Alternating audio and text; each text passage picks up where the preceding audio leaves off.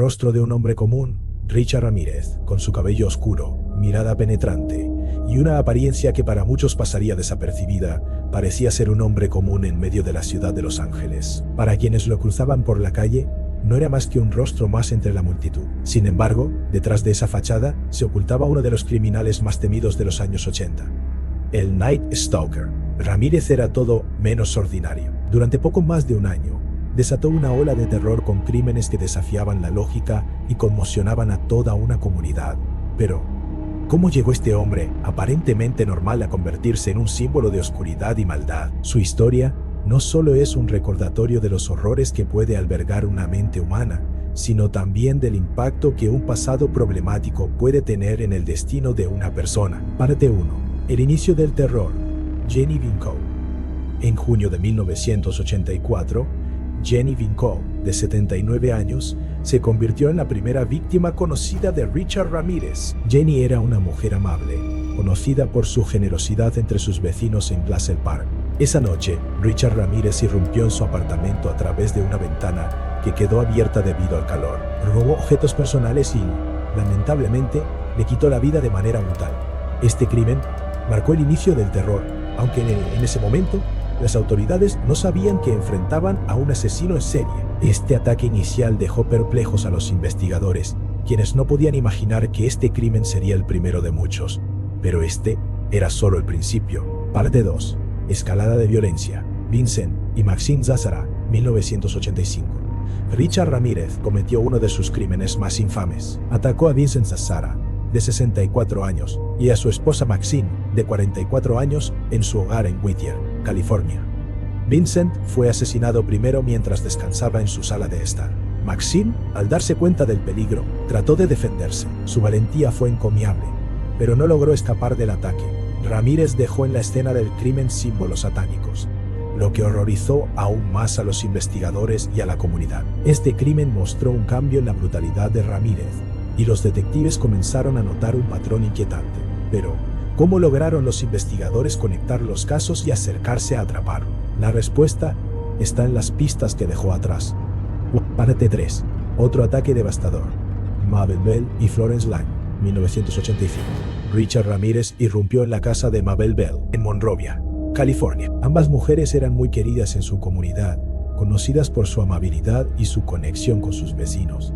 Ramírez atacó brutalmente a las dos hermanas, dejando marcas de símbolos satánicos en la escena del crimen. Aunque Florence logró sobrevivir al ataque, el impacto físico y emocional fue devastador. Mabel, lamentablemente, no resistió las heridas y perdió la vida. Este crimen destacó la crueldad de Ramírez y su completa falta de humanidad, dejando a toda una comunidad en estado de shock. Con cada crimen, Ramírez dejaba más pistas. ¿Cómo usaron los detectives estas evidencias para acercarse a su captura? Lo descubrirás en la próxima parte. Parte 4. Investigación y las pistas que lo delataron en sus crímenes. Richard Ramírez cometió errores que dejaron rastros para los investigadores. Uno de los elementos clave fue el tipo de zapato que usaba. Un par de zapatillas negras marca Avia, extremadamente raras en ese momento. Las huellas de estas zapatillas se encontraron en varias escenas del crimen. Además, sobrevivientes de sus ataques proporcionaron descripciones detalladas. Esto permitió a los detectives elaborar un perfil y conectar crímenes que a simple vista parecían aislados. En uno de sus últimos crímenes, Ramírez robó un auto que abandonó poco después.